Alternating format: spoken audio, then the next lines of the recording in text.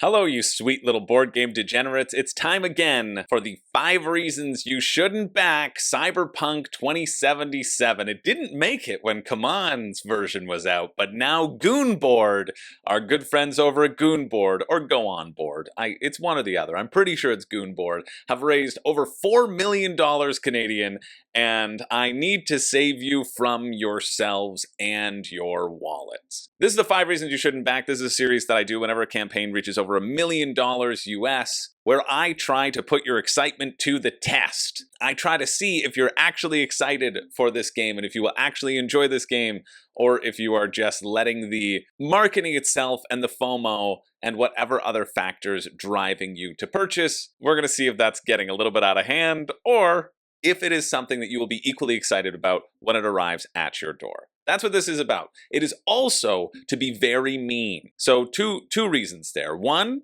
cure FOMO, yeah, whatever. 2, unleash my vicious nature across the entirety of the internet. Spread this far and wide so you can see what a naughty bad boy I am and what a wicked naughty woman you are for even being here in the first place, for even contemplating this decision. That's really what it is. Just to share my evil nature with the world and to really hit you where you live.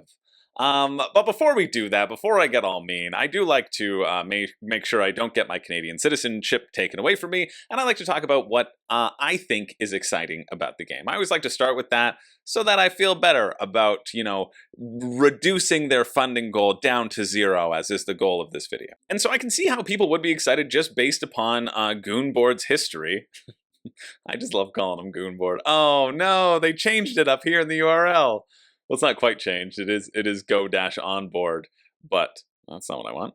But Go On Board is known for Titans, the board game, which was cool, and The Witcher Old World, which I think was over on Kickstarter. Yeah, because it said Kickstarter. The Witcher, which raised 6.84 million euros. It was something in like the top 4, top 5 board games of all time at that time.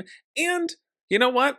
I think it was a pretty decent purchase back then. The gameplay didn't really draw me in, but they ended up smashing their funding goals so much that they added in a lot of extra content, and I think it's been decently received. Let's see. It's sitting at an 8. That's pretty good. 366 on Board Game Geek, 82 on Thematic, as you run around in this little sandbox and try to hunt monsters, etc. But I think that is worth noting because in an age where, there are many companies that are struggling to fulfill, it's nice knowing that the last project that this company produced did very well.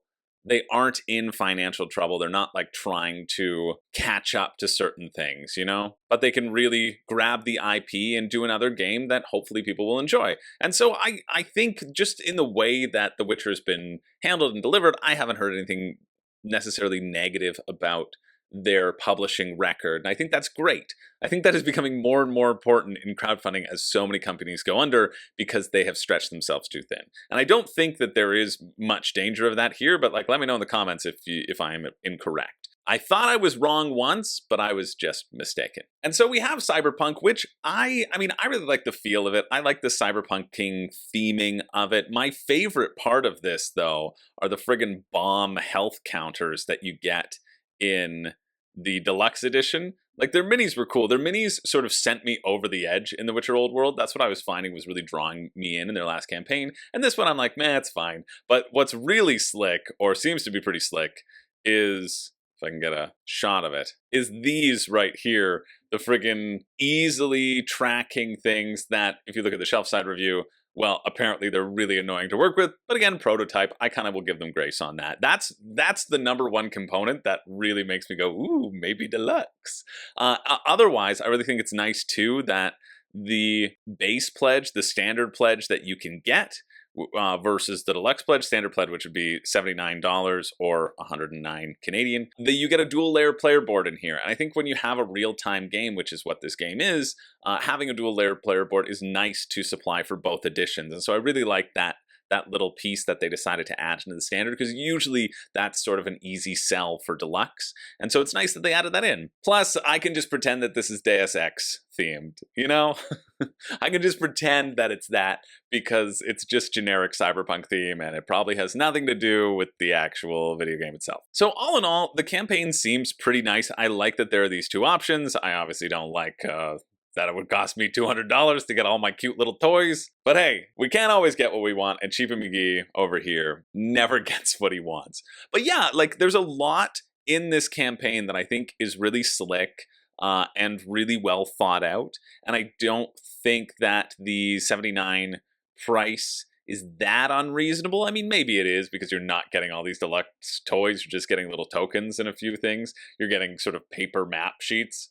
It's probably could probably be done cheaper, but like I'm not that worried about it because there's always like the IP tax that you have to pay and all those sorts of things. So all in all, this looks like a pretty decent game. But there are definite reasons why I am not getting it, why I'm personally not getting it for me, why I'm not really that interested for me either. And we're going to go through those reasons right now. This is time for Mean Chris to put on my mean face. I've been wearing my mean pants since Thursday, and now I'm ready to let that get to my face. Ready? This is the mean face. Okay, I'll give you happy, and then I'll give you mean. You see the difference. All right, let's get into it. The 5 reasons you shouldn't back. Starting with number 5, and this is the most important one. Honestly, this could be number 1, but we're doing it right now. This is a real-time game. If you don't know that much about the game, you're not allowed to purchase the game, for one, because you haven't even done the bare minimum of reading what this game is all about. But there come a few complications with having a real-time campaign game, where you're heading through these missions, right? There's 16 missions that you're going through, and then there's an endlessly replayable thing afterwards.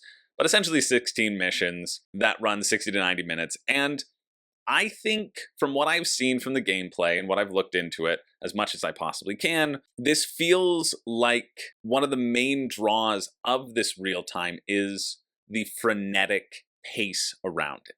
It is designed in a way that the choices that you make are simple, but you need to do them quickly. And so I think when that is going around the table and that franticness feels like it's going around a table, for me, I feel like real-time games, I personally enjoy them a lot more with a larger group of people. And there come a few complications with having that. If you're going through a campaign game with a larger group of people, there's going to be scheduling issues and you're not going to get it to the table unless you all live together. I would want to play this game with 4 based upon what I have seen, and I think that makes it more challenging to get to the table. And I also think real-time games suffer in that you need to learn the rules all beforehand. So a lot of my gaming group, or some people who I play with, they learn through doing.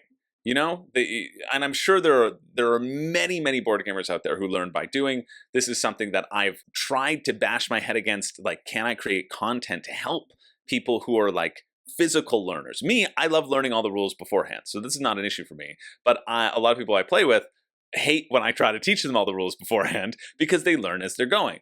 And in a real-time game where there is that time pressure, you kind of need to know everything that you are doing beforehand. And so if that doesn't suit your gaming group style, like I know the groups of people who I would want to get together to do this, and then I would want to do it at the max player count.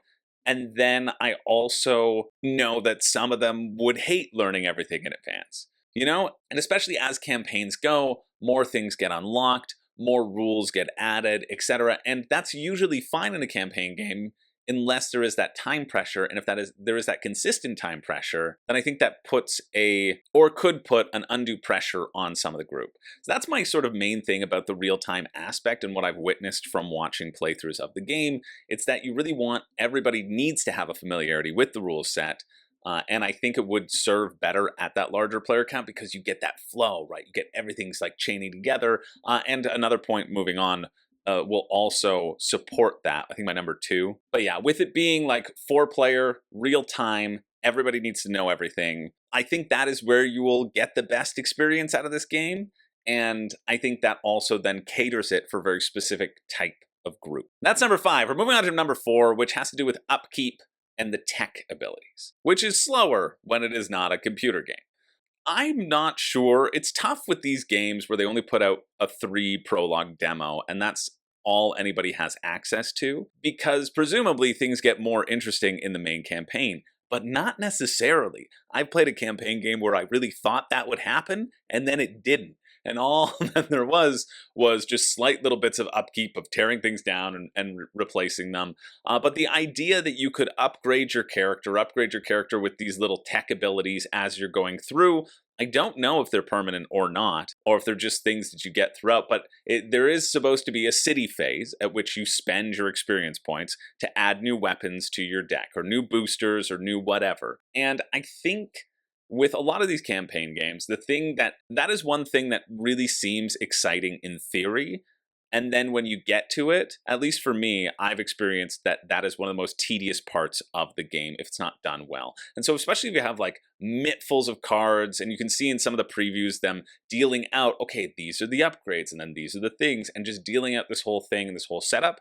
Perhaps it's a dumb point to make, but I think having now been in the board gaming space for a while and having played games that go heavy on this customization and games that make it easy, those are the ones that get played, the ones that make it easy and make it easy to get to the table. Right as you add different cards and different little quick hands, these tech things to your setup or whatever. I think it is worth noting that this feels like it will be an insignificant part of the game.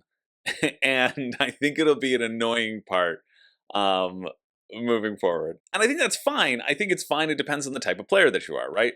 But I just kind of highlight that because I don't know how many video gamers are maybe stumbling upon this video and have yet to make it here because in a rage they saw me disparaging their favorite game. Although I don't know if Cyberpunk 2077 is anybody's favorite game at this point because it was plagued with so many bugs. So I think it's okay to have like criticism out there. But let me tell you, the Deep Rock Galactic community did not understand that I was talking about a board game within the first 10 seconds. That is the only video where I have like a 50-50 like to dislike ratio. Normally it's like 90% for these videos. Anyway, that's a tangent for a YouTube audience.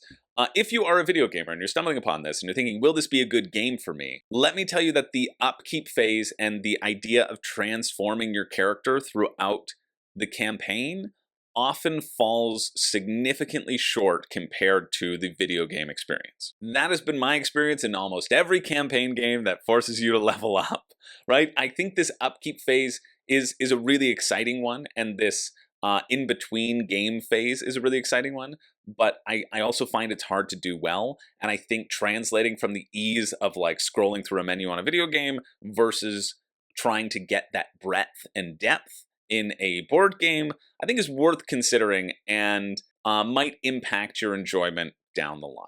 It's not the biggest point, probably my weakest point, but it's just been something that I've noticed has been a barrier to me getting games back to the table, and you don't want that. You don't want games to be hard to get to the table. You want to fly through these various missions and feel good about them, you know? In whatever numbering pattern this is, who knows? I think you go 4, 5, and 6, and they're just showing where in the city it takes place. But yeah, that's reason number 4. Reason number 3 is if you prefer a more insular experience. And so this is actually one of my favorite parts about this game that was highlighted in a couple videos that I watched, was the idea that your special abilities, like these cards, wherever they are, these cards over here, the special character cards, they are used half for the other player and half for yourself. And in a real-time game, I think this is where the excitement comes for me. And if it's not coming here for you, well, I don't know. I think this is the most exciting part of the game. And if this doesn't excite you, then you shouldn't get it. Because I think this is going to be the heart of the experience and what is going to make it an interesting co-op. But you have to pay attention to what your teammates are doing. And I know I play with a lot of people who just like their own board, you know? They like making their own tableau, they like doing their own thing, and they don't really like paying attention and talking about what the other players did. Like they'll look at it for strategy, but my friend and not neighbor, Kara, will often say like, hey, if I was paying attention over there, what do I need to know? Because they're sort of like heads down and working on their own thing.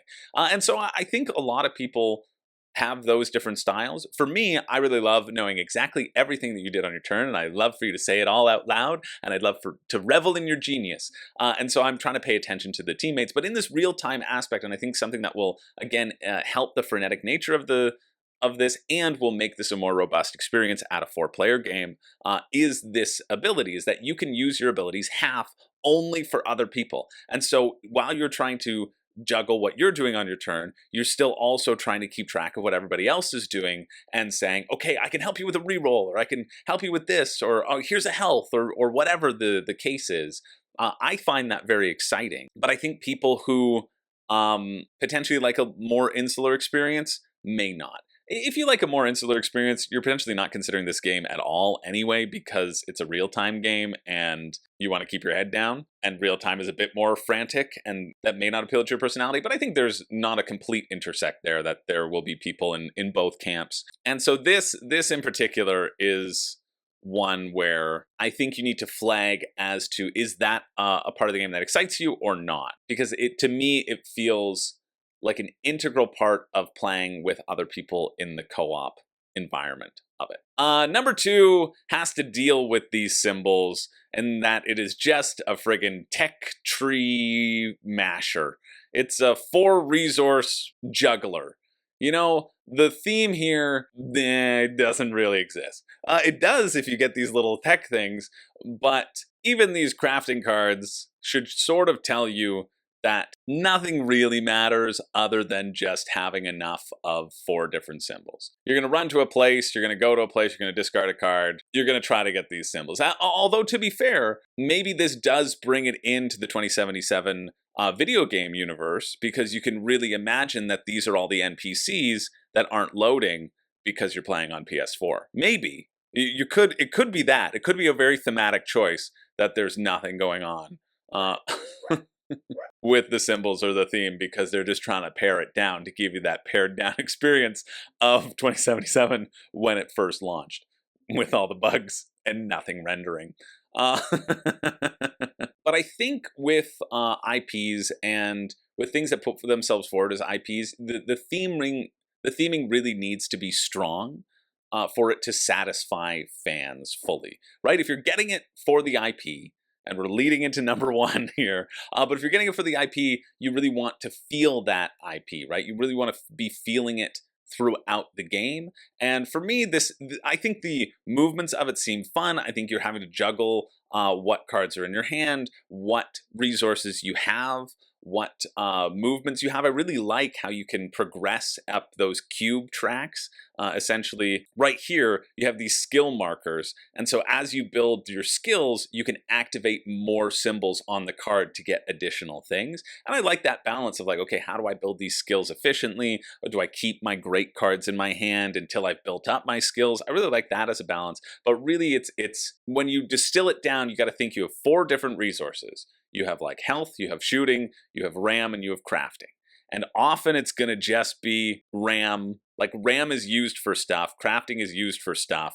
Healing just helps you not die, even though you can die in an instant based on a random roll, or it can shoot you right down to 0 health. And then finally there's shooting, right? The basics of these resources, 1, feel easy to understand, which is important if we're working with a real-time game, but 2, I think the decision space here, because of the real-time restrictions, isn't going to be potentially as significant as we might hope. And I find that that is often great to start, and then it might wear itself a bit thin as the campaign progresses. Again, it's tough because you're buying on faith, right?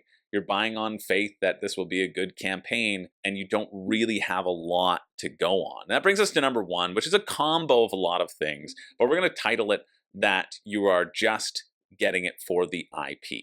This could be a lot of things. This could be you don't need another campaign game, which you don't. This could be that there is no rulebook on the page and there is not enough information to be making a decision right now of if this game is even good or not, which there isn't.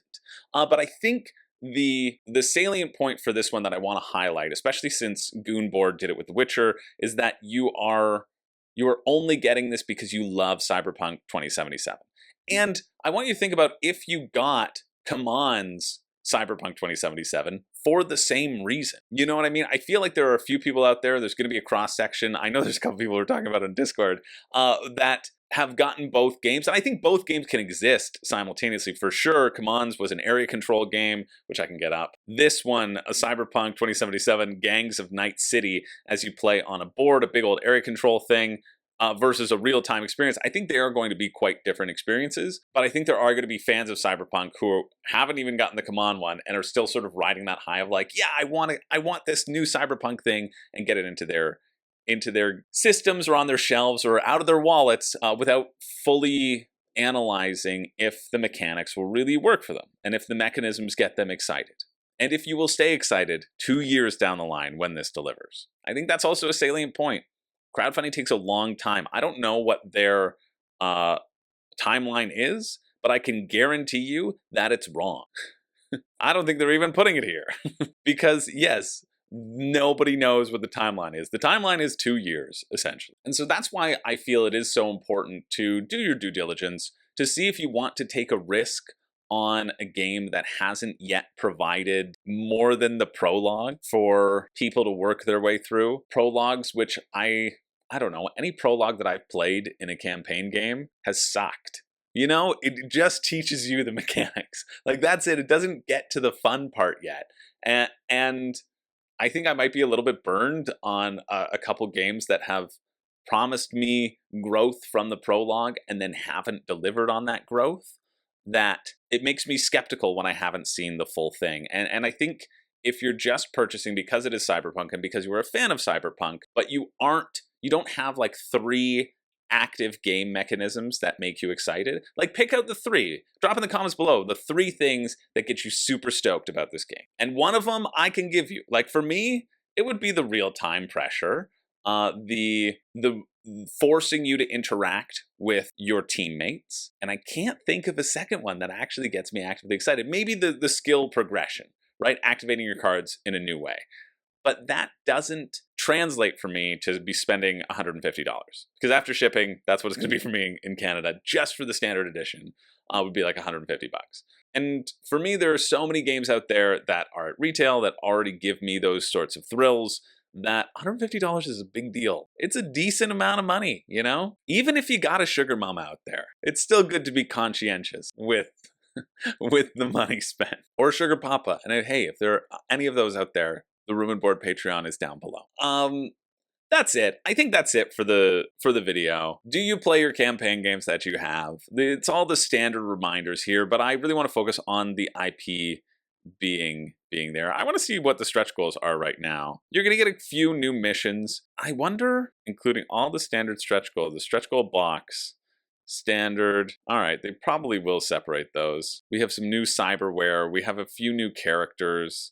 They're definitely going to load up the stretch goals with new characters. I don't know if the characters are that asymmetric enough for you to spend the extra now. You know, the benefit of buying at Kickstarter or on GameFound or in crowdfunding is that you do get all these extra things. They probably will be worth it if you're getting the deluxe. But having no knowledge of the differences in the missions and how different they will feel, it doesn't get me that excited to have a bunch of new missions because I don't know what the difference is going to be, you know? Extra crafting cards, extra weapons. These things are nice, but these things are not necessary. And so I think you might be able to wait because this will do well. This is already done well, that it probably will be pretty available in retail. Although let's take a look. It's good to analyze the stretch goals.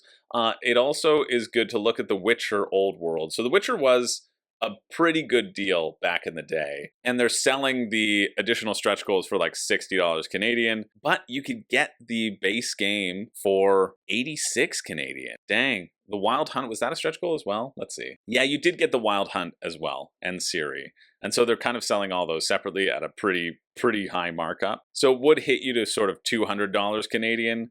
This being €70, that's around the same. Shipping was around the same. So it probably would have been 150 Canadian to get it to your door. This ended up being a deal, but you can see all the stuff that was added in. I don't think Cyberpunk is at that spot right now.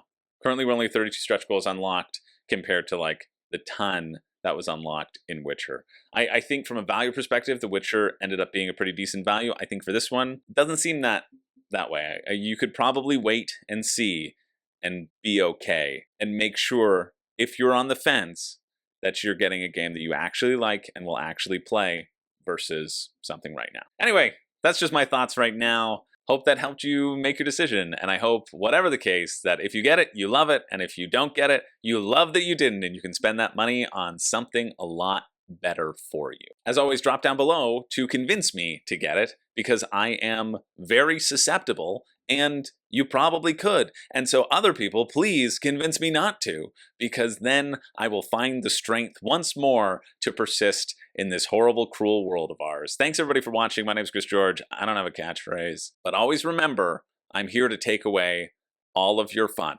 all the time, and never give you any joy or pleasure whatsoever. It's wicked. It's wicked, I know.